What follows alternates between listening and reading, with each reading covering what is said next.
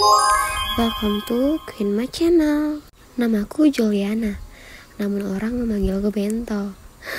Tidak, aku bercanda. Orang-orang kerap memanggilku dengan sebutan sang penggoda. Yaps, mereka menganggapku wanita penggoda.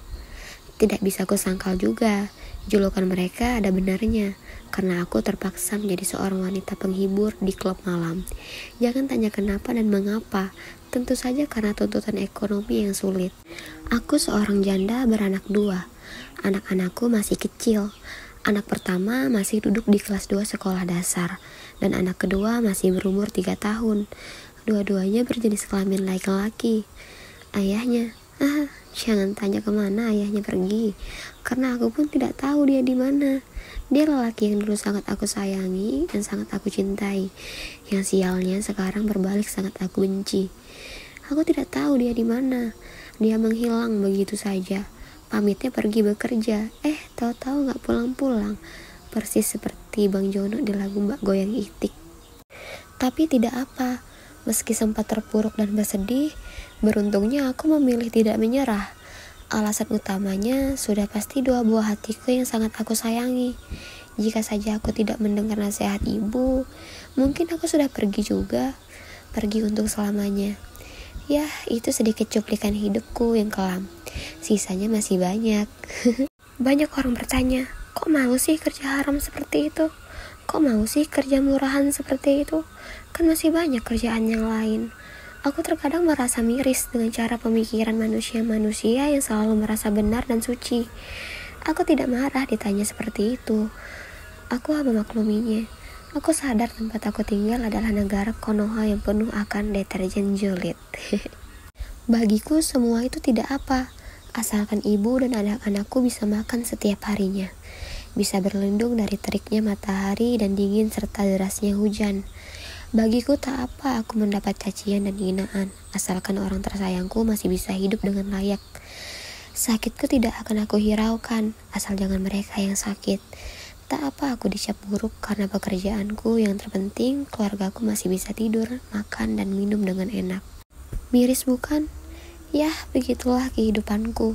Semuanya hanya bisa menghina dan mencaci, tanpa bisa memposisikan diri menjadi aku. Bayangkan saja, ditinggalkan suami dengan 2 anak, ibu yang sudah tua, dan ditinggalin hutang sama almarhum bapak. Tidak ada latar pendidikan, bisa kalian bayangkan apa bisa bertahan di negara Konoha ini?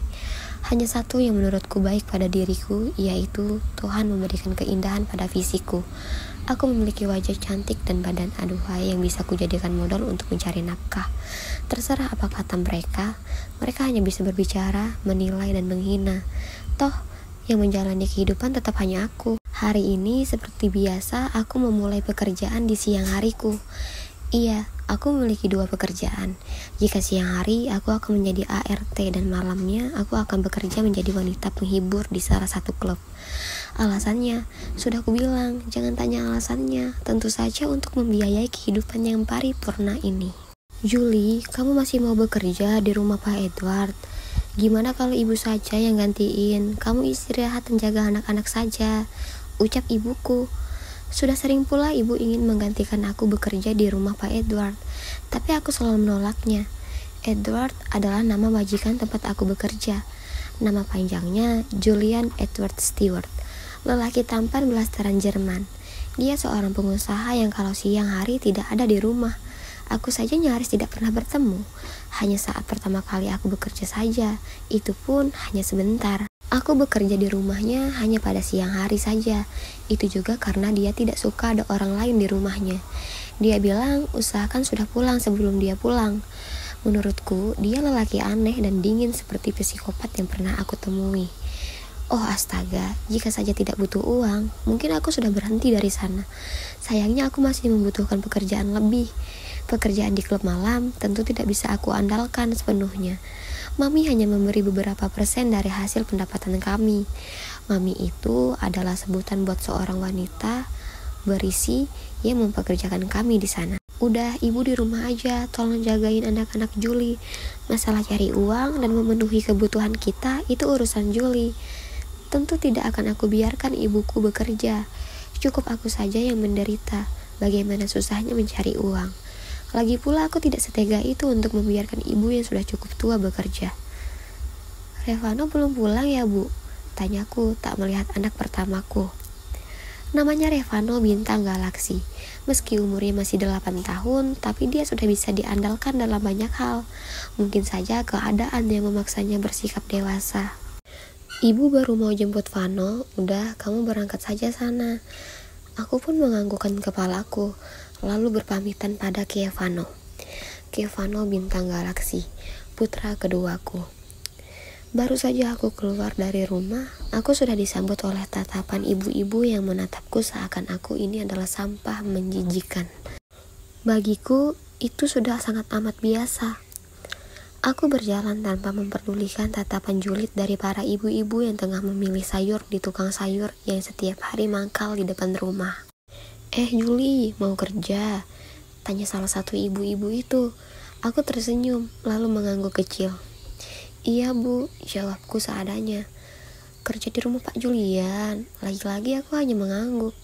Emangnya gaji jadi wanita penghibur gak cukup, Jul? Perasaan setiap malam kamu kerja, masih iya gak cukup?